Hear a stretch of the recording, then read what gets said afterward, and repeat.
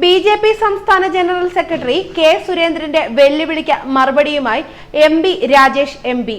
GAIL pipe line പദ്ധതിയും ദേശീയപാത വികസനവും നടപ്പിലാക്കിയാൽ പിണറായി വിജയൻ നിശ്ചയദാർഢ്യമുള്ള നേതാവാണെന്ന് സമ്മതിക്കേണ്ടി വരുമെന്ന കെ സുരേന്ദ്രന്റെ പഴയ പോസ്റ്റിന് മറുപടിയുമായാണ് എം.പി. രാജേഷ് രംഗത്തെത്തിയിരിക്കുന്നത്.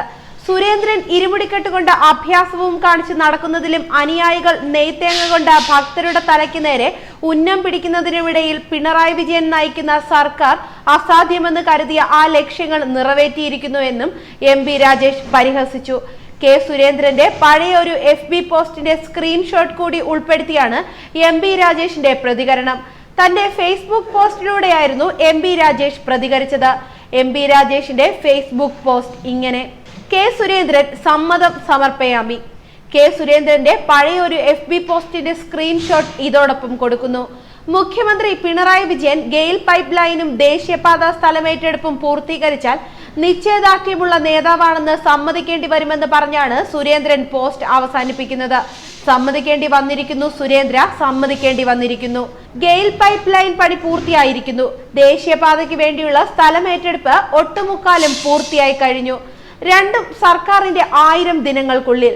സുരേന്ദ്രൻ ഇരുമുടിക്കെട്ടുകൊണ്ട് അഭ്യാസവും കാണിച്ച് നടക്കുന്നതിലും അനുയായികൾ നെയ്ത്തേങ്ങ കൊണ്ട് ഭക്തരുടെ തലയ്ക്ക് നേരെ ഉന്നം പിടിക്കുന്നതിനുമിടയിൽ പിണറായി വിജയൻ നയിക്കുന്ന സർക്കാർ അസാധ്യമെന്ന് കരുതിയ ആ ലക്ഷ്യങ്ങൾ നിറവേറ്റിയിരിക്കുന്നു.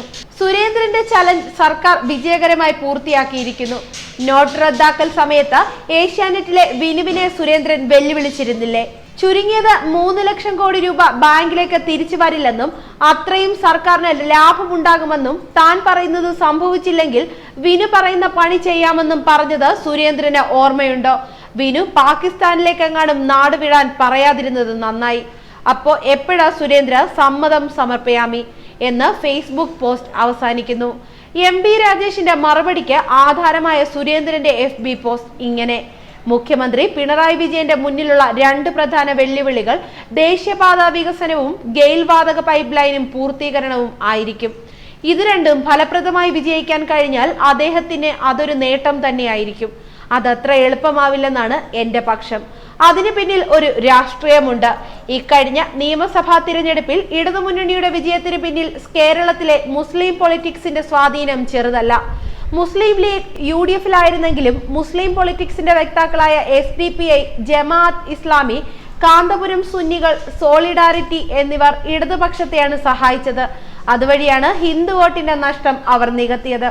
ദേശീയപാത വികസനത്തിനെതിരായ സമരത്തിന് പിന്നിലും ഗെയിൽ സമരത്തിന് പിന്നിലും ഈ മുസ്ലിം പൊളിറ്റിക്സ് ആണ്. ആ സമരത്തിന്റെ ബുദ്ധി കേന്ദ്രവും സാമ്പത്തിക സ്രോതസ്സും ഈ ശക്തികളാണ്. അവരെ പിണക്കിക്കൊണ്ട് പിണറായി വിജയന് ഇത് രണ്ടിലും നിലപാടെടുക്കാനാകുമോ?